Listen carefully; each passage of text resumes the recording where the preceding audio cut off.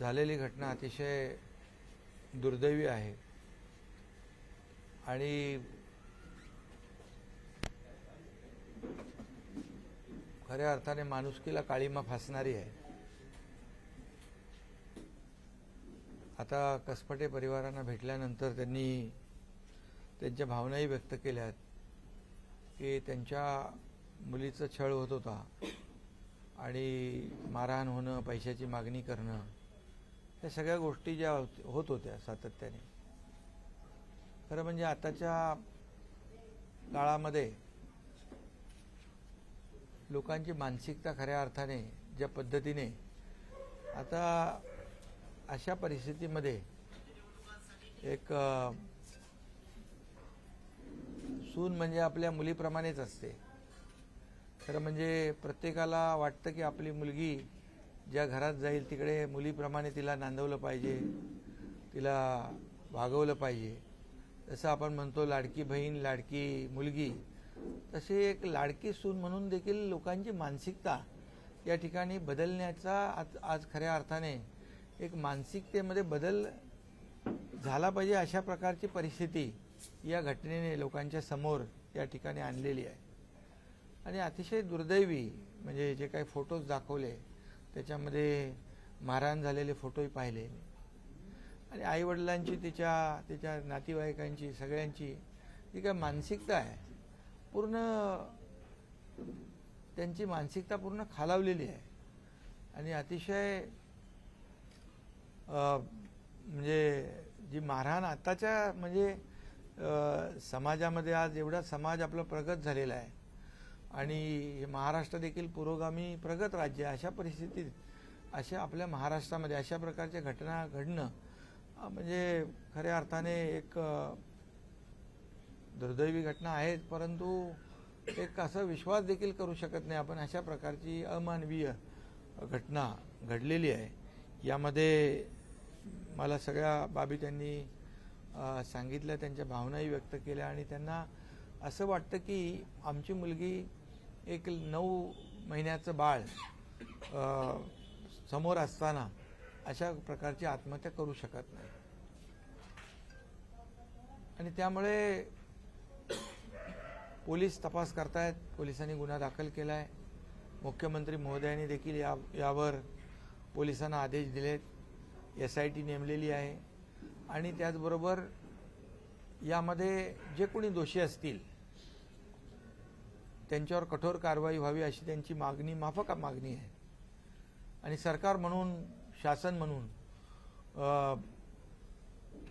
यामध्ये जे काही जे दोषी असतील आणि या घटनेला जे जबाबदार असतील त्यांच्यावर कडक कारवाई केली जाईल, कठोर कारवाई केली जाईल कुणालाही आणि यामध्ये कोणीही पाठीशी घालण्याचा किंवा कोणी कुणाला मदत करण्याचा प्रयत्नही करू नये। शेवटी यांची कसपटे परिवाराची मुलगी म्हणजे आपल्या परिवाराची मुलगी असं समजूनच या घटनेकडे गांभीर्याने आम्ही लोक पाहतोय। त्यामुळे यामध्ये कुठलेही काही कुणालाही पाठीशी घालण्याचं काम होणार नाही आणि जी कसपटे कुटुंबाची परिवाराची जी काही भावना आहे ती भावना लक्षात घेऊन राज्य सरकार दोषींवर कडक कारवाई करेल।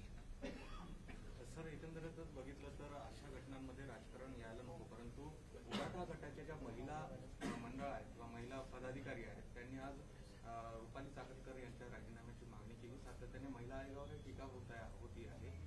महिला आयोगाच्या सदस्यांची जी पदरिक्त आहेत ती अजून रिकामी आहे। यामध्ये मला वाटतं आता अशा घटनेमध्ये कोणीही राजकारण आणता कामा नये आणि ही राजकीय घटना किंवा राजकीय दृष्टिकोनातून पाहूच नये।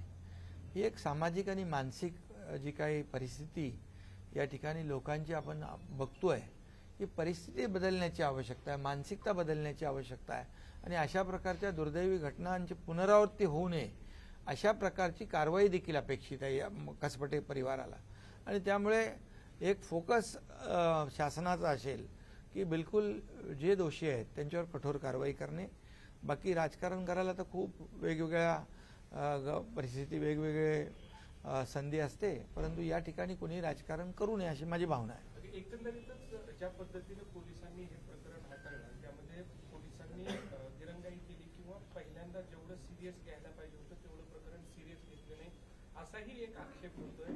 त्याबाबत काही सरकार म्हणून पोलिसांना सूचना करण्यात नाही, या बाबतीमध्ये थेट मुख्यमंत्री महोदय स्वतः यावर सगळं लक्ष ठेवून आहेत आणि आम्ही देखील बिलकुल यामध्ये जी भावना या परिवाराची आहे, कसपटे परिवाराची, ती भावना जी आहे आणि ते ज्यांना जे जे काय वाटतं त्या पद्धतीने देखील तो तपास केला जाईल आणि उच्चस्तरीय चौकशी या ठिकाणी होती आहे.